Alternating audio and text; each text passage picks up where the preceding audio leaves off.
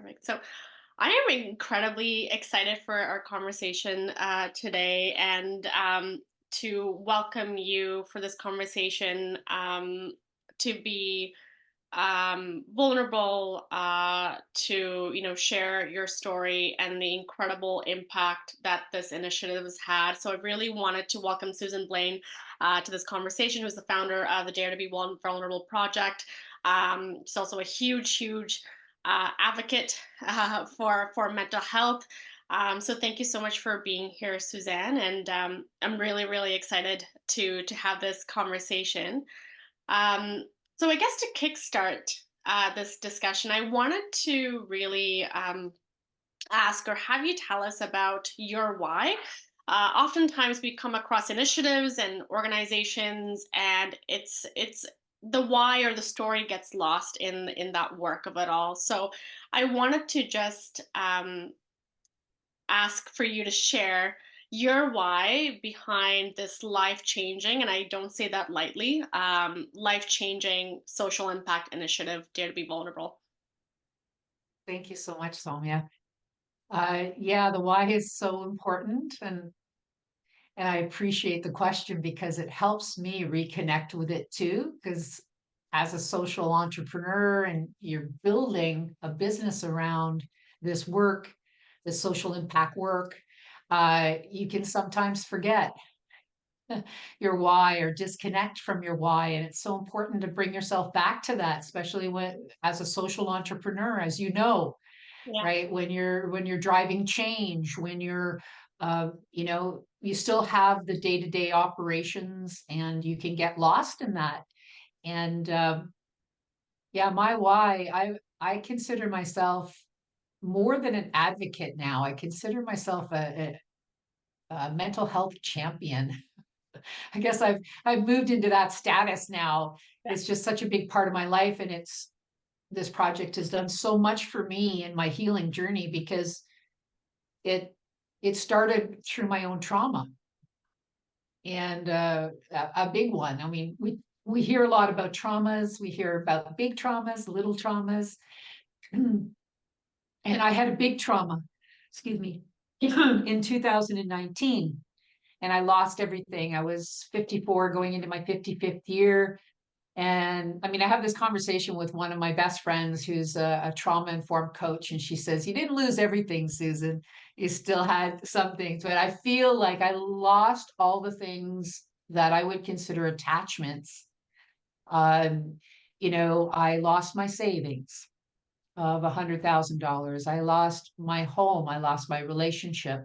I wasn't working. So financially, it felt like I was abominated financially, and I think you can recover from that when you're younger in life. But later in life, it's tougher, tougher on different levels. So it sent me down a very dark path, and it was something that was came out of a betrayal, which added this emotional component to it and an intensity.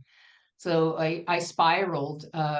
That happened on September 14th, 2019. And I just spiraled from there. And I was hospitalized in March of 2020, 2 days before COVID Wow. struck the world. Yeah. I say that to people who remember the date. It was a Friday the 13th when Yeah. everything seemed to shut down, and that fear Mm. became a big part of our life, right? Globally. And I was in the hospital. I went in 2 days before that on the 11th, and I went in to the hospital self admitted with my best friend. And that came about because I had the courage to have a conversation with her and tell her what I was thinking about. And I was thinking about taking my life. And I'll never forget what she said to me, Soumya. She said, you know, she sat there and listened to me, and I was sobbing. I was a mess. And she looked me straight in the eye and said, "Susan, you need more help than I can give you, and you need to be hospitalized." It was hard to hear, Mm. but it landed. It landed where it needed to land in that moment. And the next day, she held my hand and we walked into the Queens by Carleton Hospital in Ottawa. And they assessed me very quickly, and I was in there for a couple of weeks. And it was the beginning of my healing journey because I asked for help. And it's so important. And that's why I'm so passionate about this work. We're about mental health awareness. It's the first step is recognizing that we need help, that we're struggling. Mm, And so many people are struggling in silence. mm, A big part of my messaging, Selmy, is we all have a mental health. And even for some, that's something that they don't identify with. They think that mental health, as I did, is something outside of myself, something that somebody else is struggling with. Oh, you know, they're having challenges with their mental health, or there's a lot of language around that. The fact is that we all have a mental health, like we have a brain health, a heart health, a gut health, a physical health. We all have a mental health. Where are we on the spectrum at any given time? That's the question. mhm, Obviously, from 2019, and for 20 months, I was spiraling and in a dark place. I was in crisis. I was in crisis. I was in the red zone for quite some time. And so I've really learned uh, a lot about my own mental health. And if I look back, I can see that I struggled in my teenage years with depression. mm, My early 20s, I had suicidal ideation, and I went to a therapist that was really helpful. Through this journey, this trauma in 2019, when everything shut down because of COVID, usually as an outpatient, I would have access to some therapy, some group programs, and I didn't have anything. mhm, So I hardcore had to navigate through to a to a place where I consider myself in a good place, and I keep my mental health. I still go into the yellow zone. I'm not in. I don't think I'll ever be in crisis again because of what I know and the toolbox that I've built for myself, like practices and things that I use to keep myself mhm. moving towards the green zone. But I and I suppose that's the way it was supposed to happen so that I could do this work. That I can speak to navigating through uh, a huge mental health crisis Mhm. like I was in, to a place where you know there's hope. There's Yeah. hope in navigating through. There is the other side, which I didn't even see for a long time when I was in the red zone. Uh, I'm a big fan of therapy. I just wasn't able to access it because of my financial situation. I wasn't able to reach out for that kind of support.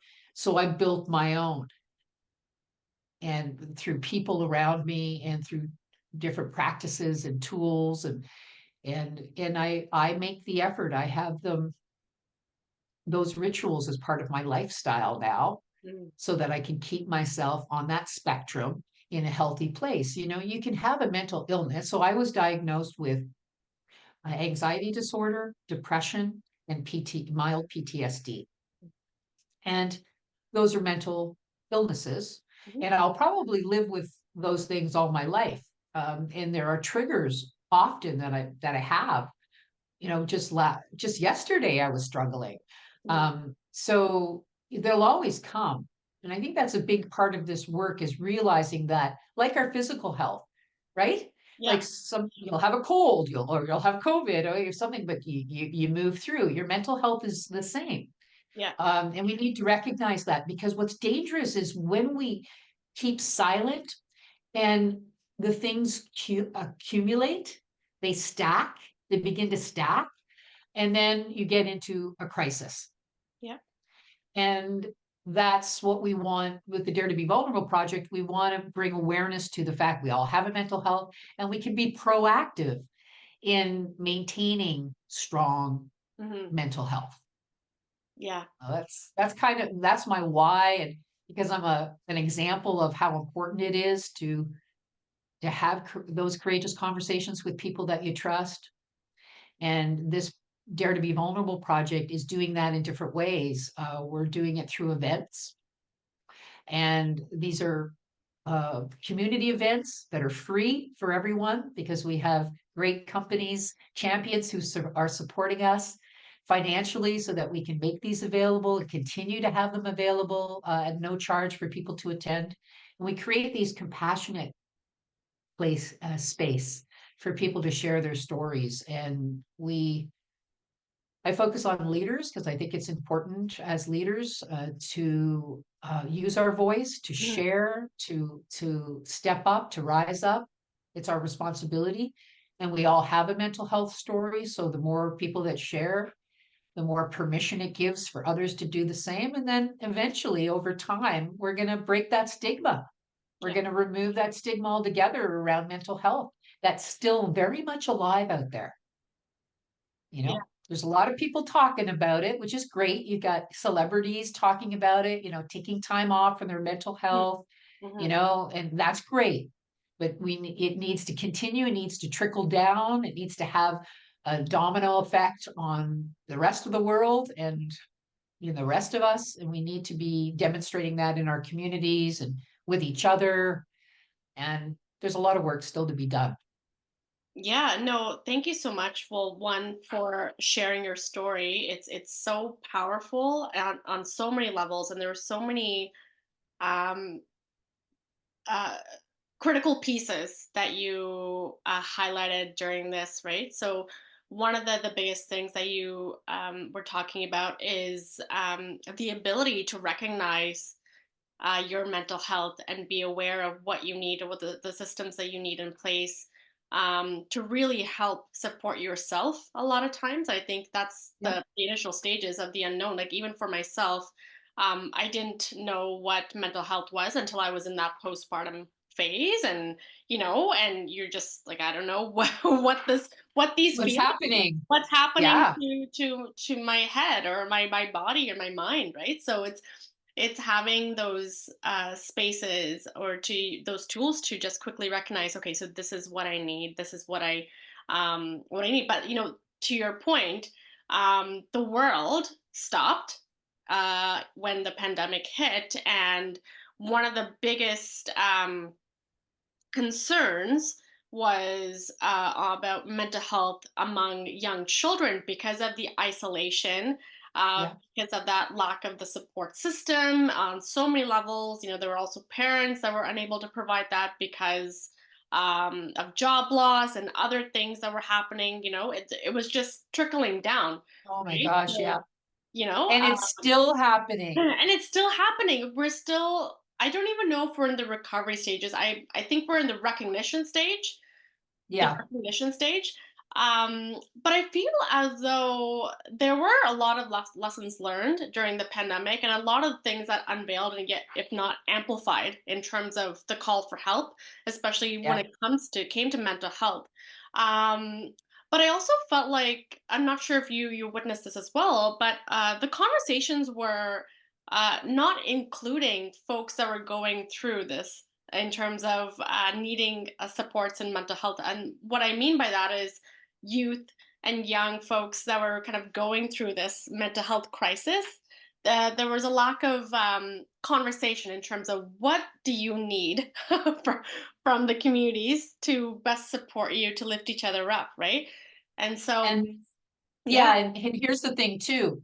The yeah, demand increased significantly very fast. yeah, And think about that. mm-hmm, The system mm-hmm, is not equipped yeah, to handle that. And it's scrambling right now yeah, to catch up. There's a lot of great programming that has come out and will continue to come out. yeah, The work that we're doing and lots of different mhm, programs, but it'll take time. yeah. And the demand is increasing. So that's why we have a mental health crisis. No, exactly. And then, to your point in terms of affordability to access support systems in place, all these pieces. But I love the fact Yeah. that the conversations that you facilitate are free to access for folks that are really looking for a couple of things, looking for a space where they feel safe, Yeah. looking for a space where there is representation. I love the fact that you were talking about leaders, right? Oftentimes there's this mindset that leaders need to be, if we show our vulnerability or if we show that yes, I have I take care of my mental I'm health. struggling. I'm No, I'm struggling. Let's just struggling. say I'm struggling. Yeah, Yeah. it's just looked at, oh my goodness, like they're weak. Like they can't do this. Like that's just Well, that's what you think. right. So here's the Right? thing. That's what Yes. we think, okay? Yes. Because we're afraid. We're afraid to be judged. Yes. That's what it is. That's why this project is called Dare to Be Yes. Vulnerable. Because Yes. here's what happens, and Brene Brown, you and I are both fans. Yep. Brene Brown says that vulnerability is not a weakness, it's a Yes. superpower. And she says that supporting that statement with facts. Mhm. Okay, Yeah. with research, 20 years of research as vulnerability Yeah. and shame researcher. She Right. knows through research, and I have seen just my little experience Mhm. compared to Brene Brown Yeah. of the last couple of years and 250 plus one-on-one conversations and 8 events in 2023 where we reached 1,000 people with these Yeah. Dare to Be Vulnerable, Courageous Conversations event. I see it firsthand every time, the power of vulnerability. So we think we are consumed by the fear. And that fear is with every speaker that I ask to be a courageous conversationalist at one of these events, one of those leaders. They Mhm. all tell me the same thing. Susan, the night before or on my way here, I'm like, I want to turn around. Right. I don't want to do it. Like Right. and women, Mhm. so difficult to find female leaders because they are paralyzed in the fear of the judgment Yeah. that they feel is going to come their way Yeah. because they are sharing their vulnerability or they're talking about their struggle. Here's what happens. That's the fear is real. Okay, the fear is real. And I would have had it too if you would have Yeah. asked me back in, my corporate days, I would have, even 5 years ago, I would have said, I don't want to talk about it, Mhm. because I Mhm. want to be perceived as strong Mhm. and that Yeah. I have all the answers, that I'm competent. Right. I say this in my, Yeah. I say this at my events. I say, listen, because stigma in the workplace is really where we need to do some work. And I have anxiety disorder, depression, and mild PTSD. And I can assure you, I am not incompetent. Mhm. Mhm. I can assure you, I am not. I am Yeah. building Yeah. something and successfully. And, that's the fear. And I see it more. I have an easier time with men, Mhm. getting men to speak about it than I do with women. So the Mhm. women I have spoken to, and I was in a group, and one of the women got really angry when we talked about it because I said, "Listen, it's really hard." And she's like, "Of course it's hard, Susan. Like it's hard. We're getting, we've worked so hard to get, the recognition and then stepping up and showing that we're weak." Like, they got very emotional Mhm. because in what I was sharing was, I get it. I understand it. Hey, I was there. I didn't even use the word vulnerability, the V word. I didn't even use it when I was in corporate. So I get it. But here's the reality. Here's the fact about daring to be vulnerable. When you do it, when you face the fear, okay? We've all heard that expression, right? Face the fear head on. When you do that and you move through it, here's what happens. You're friggin' free. Mhm. You're free. It frees you because you have used your voice to express something in a compassionate place, in a place that's safe. The domino effect, the ripple effect of that is beyond measure. Mhm. The people that come to you and say, thank you. Mhm. Thank you, Salmia, for sharing your story made a difference for me. Mhm. And the ripple effect, and then you feel that because we we all have that gift to give. Being vulnerable is not a skill, it's a choice. When we choose to do that, it's not, we put our ego aside because it's our ego that keeps us in fear. We put our ego aside and we give that gift. Mhm. And we give that gift to ourselves. Mhm. And ultimately, what I feel has the greatest impact for me is the gift for others. Yeah, no, I love that. I love the the conversation piece, because folks need to feel that, well, one, we all have mental health. That's just not, that's, you can't deny that we do. No, yeah, And the second, piece is that we need to take care of ourselves. Like, that's the thing. And it's, we're not alone, right? you're not Oftentimes alone. we're not alone. There's Yes.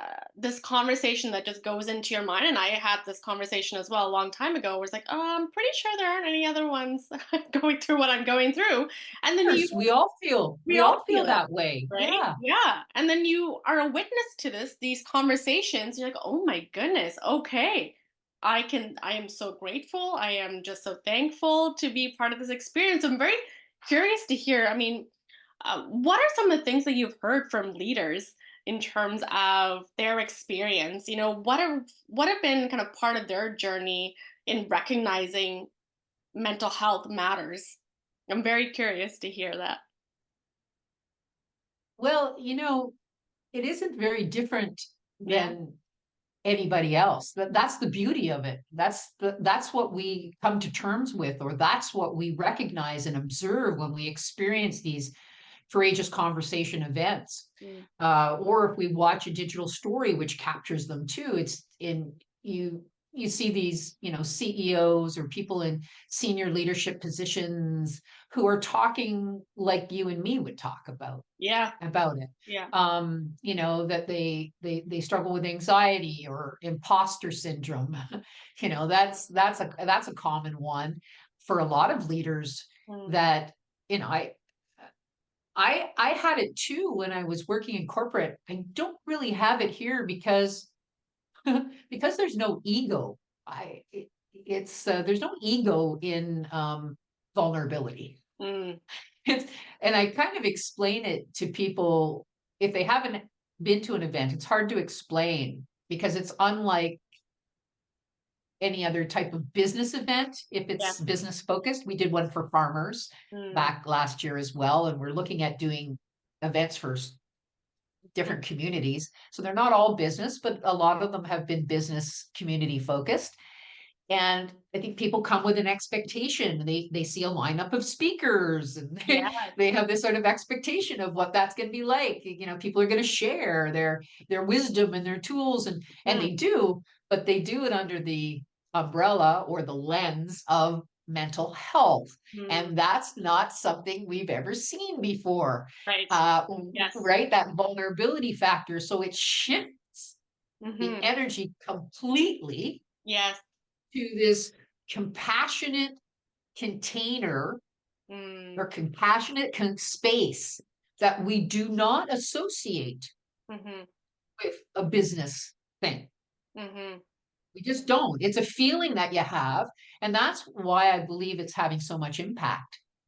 Like one guy reached out to me from the event last December, the last one we did last year. There were 300 people there. It was for, we did it with Tech Tuesday. So Yes. the Canada North group, and there was 300 people there. I still have people reaching out to me from that. This one guy is a CPA, middle age, worked in corporate, and he reached out to me and he said he just said, I just thought it was so cool Mm. that people were talking about their mental health, Hmm.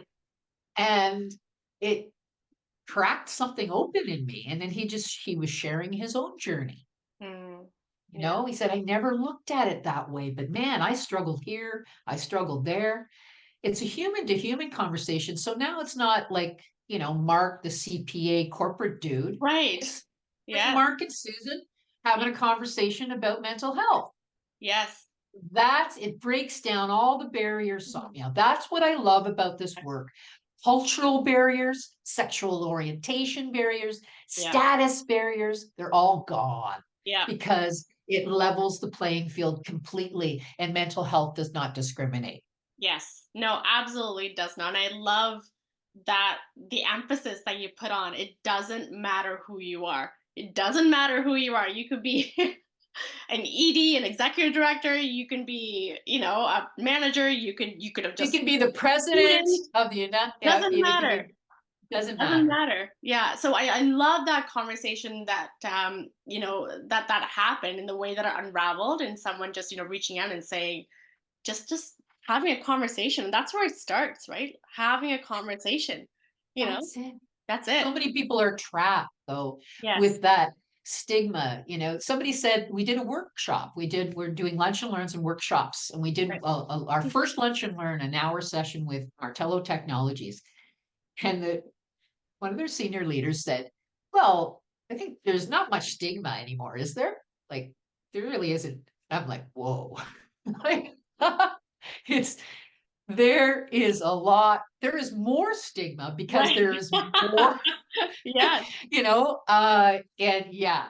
So Oh, we have a long way to go, and you're right, it starts at a conversation, and that's our focus. I guess the niche of this project is really that beginning step, that first, because it was my experience, right? That yeah. saved my life. Yes. Yeah. That saved my life, Sonia. Yeah. So for me, that's why I'm so passionate about it. You asked me about my why. That's my why. Do you Yeah. know what why stands for? I have to share this with you Yes. Yes. Please do. because 2019, I did a series called Sharing with Susan B. And one of my guests told me this and it blew me away. It was like, oh, mic drop. And I've been sharing it ever since Yeah. when we have these conversations about why. Hmm. Why is an acronym. Hmm. WHY Hmm. stands for Yeah. what hurt you. And then the other side of that, another friend of mine told me or shared with me when I shared that with them. He said, and what heals you? Wow. What hurt you and what heals you is your why. Wow. Think about it. Hmm. Think about it. If we drill down, Mm. that's what drives us. Yeah. And that's what drives me with the Dare Hmm. to Be Vulnerable project, Wow. Wow. Wow. Wow. right? What a way to close this conversation. That's just a phenomenal way to just think about and to pause and to reflect, because we live in a world where we're constantly on the go, and we don't even just check in on ourselves, right? To your point, right? Yeah. What is hurting Yeah. you? What is healing? What do you need? We don't ask ourselves enough that, right? Doesn't matter what time it is, whatever it is in the morning, whatever it is. Feel like we need to have more of those, right? Well, It's part that's of our structure. investing. Yeah. Yeah. And Yeah. what are we doing when we do that? Yeah. We're investing in our mental health. Yes. Yeah. Right? And that's the whole movement, I think. And that's what COVID has helped us recognize Yeah. that we weren't even paying attention. No. We No. thought mental health was something else Yeah. outside of us. Yes. We weren't. So there is this movement to recognize mental health for what it is, that we all have a mental health and we have responsibility in keeping our mental health in good shape. Mhm. Mhm. Yeah. It's a priority, and I think there's so much out there that it's hard, that gets lost in the transition. So, Well, um, we're in a habit. We're in a habit of we're in a not paying habit. attention to Yes. it, right? We Yes. power through. We go, go, go. We just do, do, do. Yep. And mental health is actually about being Yes. rather than doing. Yes, I love that. And just going and being okay with just saying, because I feel the one thing that I had a conversation with a colleague recently about how, every day we walk past folks and we say, "Hey, how are you doing?" And in our mind, we want to say, "This is not a good day. I'm really struggling." But the automatic response that we do most of 99.9% of the time, "I'm good." Or Or, great, how are you? "Great, how are you?" That's We the deflect it. automatic response. There's this fear too to actually say, "You know what? I'm not having a good day. Like, this is not a okay day for me. Like, I'm not good. I'm not in a good space. I'm struggling." There's still that happening, and saying, "You know what? I'm not okay." You know? And the beautiful thing and I think shame plays a part in that. Yeah. We don't want to, Yeah. we feel like we need to be up all the time. Number one, that's not possible. No. Yeah. It's not Yeah. in reality. So Yeah. like we're in an illusion if we believe that.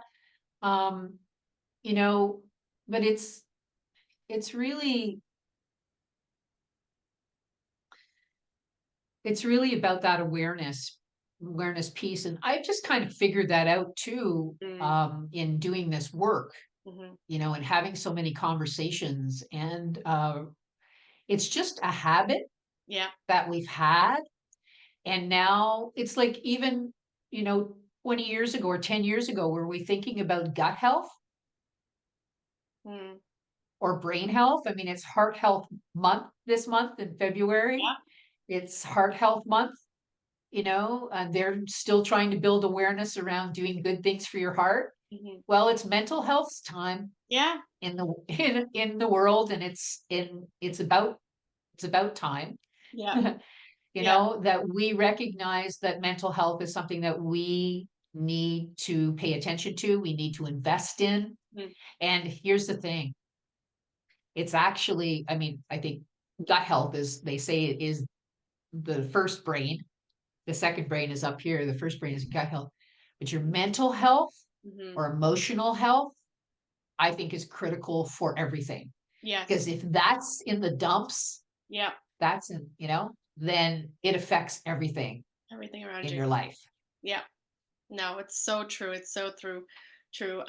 Well, yes. So I want to do say a huge, give a huge gratitude for, how we met. Really, I want to say because it was during the pandemic. We were just lifting each other up, you know, and through your journey or the beginning of your journey with this very very impactful project or initiative, I want to say, because it is life changing. It's life changing for everyone, to be a part of this. And you know, to what I said before, I don't say that lightly. And it's just so incredible to see how it's unraveled since the beginning of our journey in connecting and allying with each other. So I really wanted to pause and reflect on that as well, where we were and how things are going, and and what's next. So I'm really really excited to see what's next for the project, and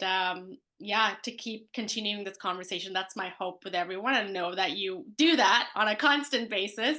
And I'm really really excited, and I'm thankful for what happened with all the hardships that have come along the way, but what flourished uh, from that. So, Yeah, um, as it always does, as right? it If we always look back does. in history from Yeah. all of the difficult times, it's where the growth happens. Mm, The growth doesn't happen when you're like this. right. The growth happens when Yeah. it's like all the best songs or Yeah. poetry or, Yeah. happen, are created Yeah. in that struggle. Yeah. And that's the human journey, is Yes. the struggle. And what I've done is turn that mess into a message. It's Mm, propelled me mm-hmm. to be on purpose for what feels like the first time in my life. And so it's never too late. Of course. Um, right? And that's a good message in all of this too, because I think some people, I know I did, give up on their dreams when and when you're struggling with your mental health, it's easy to give up. Mm-hmm. And it's why it's so important to surround yourself. And I completely blew up the people that were in my life or that structure, and have created a new one, That's beautiful. which around kind of the 5.0 version of myself, Yeah. the next iteration of that. But it all comes through struggle, right? That's where the real growth is. I don't know if you know this preacher down in Texas. I have a couple of books on my shelf. Joel Olstein. Mm. Ever heard of him? No, I don't believe so. No.